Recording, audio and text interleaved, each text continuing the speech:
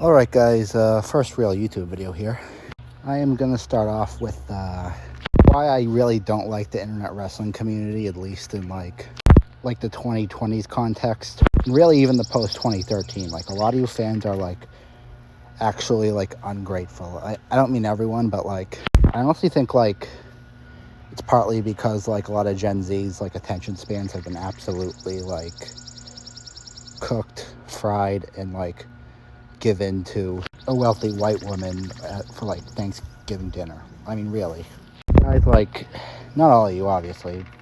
I mean, I was kind of like this back in the day, but like, you guys like have no patience. Like, even with like Roman Reigns' like 4-year title reign, like honestly, you guys don't really have any nuance. You just think everything's bad. And like, a bigger issue is like the people in the IWC who speak for like, who think they're speaking for everyone. That's obviously not the case. Like, WWE has to appeal to like many different like groups, you know? We're all of like different races. We can be men, we can be women, we can have different hobbies other than WWE. We have different political views. I mean, I'm a libertarian. I find both parties annoying anyway. And we even like different wrestlers down to like the wrestlers themselves. Honestly, like, as far as wrestlers go, I mean, the only person I really have complaints on with the roster is Finn Balor. Just because he was kind of like on TV every week during the Vince Slop era. Still a bit spiteful about that, but I'll get to that later. Like, you can see both good things and bad things about a show. Like, with WrestleMania coming up, like, there's probably going to be like things that I like about it and things that I don't like about it. Like, I feel like so many people these days are like uniquely bad at explaining like what they like and what they don't like about something. And like, I understand being skeptical of companies. Like, I like Battlefield 6 even though I hate EA. Their CEO has like a really stupid haircut in my opinion. But I'm not gonna like obsess about it or like get mad. And really that was like another issue with me in general. Like, a lot of fans were like never told no as a kid. Like, I had good parents, don't get me wrong, but they were way better at telling no with my older brother and my sister than they were with me. And I was the youngest, like, and they must have really worn them down because I basically got whatever I wanted most of the time. I'm not saying you can't criticize like booking decisions. Like, I hated the Lyra Valkyria push that was going on like a couple of years ago. And like the Usos match too, people still don't let that go. That was 2 years ago. I mean, like, that was like the only bad match on an otherwise like 10 out of 10 pay-per-view. People really need to like have some nuance. Like I didn't catch the Elimination Chamber live last month, but I did catch the Royal Rumble.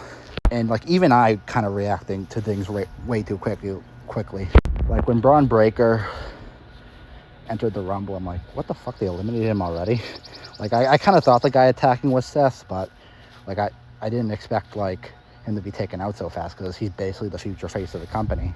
But we later find out he's injured. Like, and that's another thing. Like, these wrestling journalists are actually like scum of the earth. Like, other than like political journalists, I hate wrestling journalists. Like, Dave Meltzer is obviously so biased. Like, you know, he's clearly pro AEW.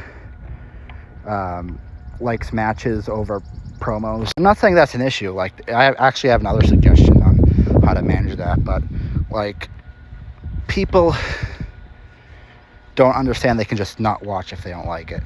And I get like the Vince Slop era kind of traumatized people, but honestly, like, Vince was a good booker from like 1997 all the way up to 2009. It really didn't start going to shit in the 2010s until like probably like around WrestleMania 28. That's when I stopped watching for the most part. And even now, I still mostly catch the clips on weekly TV and watch the pay-per-views, like, for the actual wrestling. You don't need to like get mad over everything. And believe me, I have mental health issues.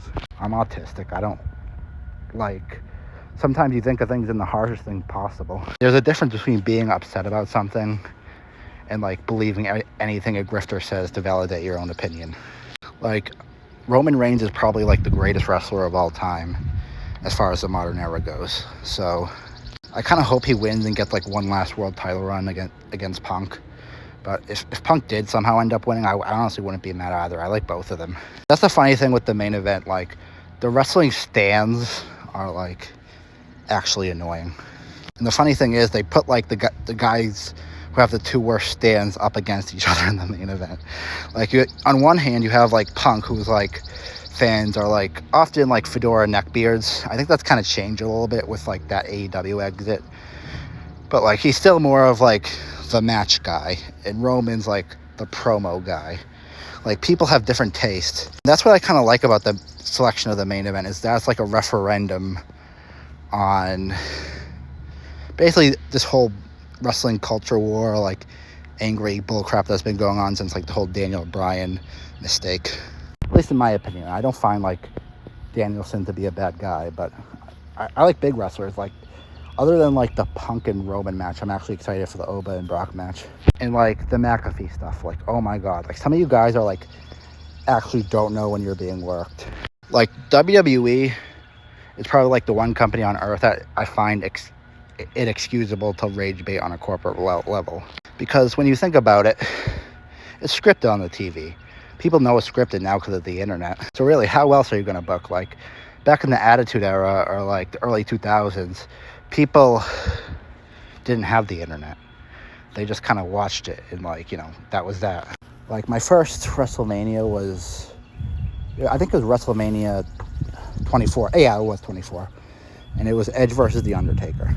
And, like, I was, like, a dumbass 10-year-old autistic kid. I thought it was, like, real. Like, you guys got no idea. Like, Edge used to piss me off every week. Like, that one, I think there was, like, 1 week in the build-up where he gave, like, Undertaker a concerto. I think, like, Zack Ryder and some other guy was with them at the time in a stable. And I, like, screamed my head off, and my mom, like, was ready to beat my ass. That's the sort of the feeling that I think really needs to be restored. For that, I actually suggest, like, if I were to more to be, like, you have, like, Raw on one hand, and you have SmackDown on the other. I mean, you could have, like, SmackDown be, like, the wrestling show that emphasizes more, like, smaller guys, you know.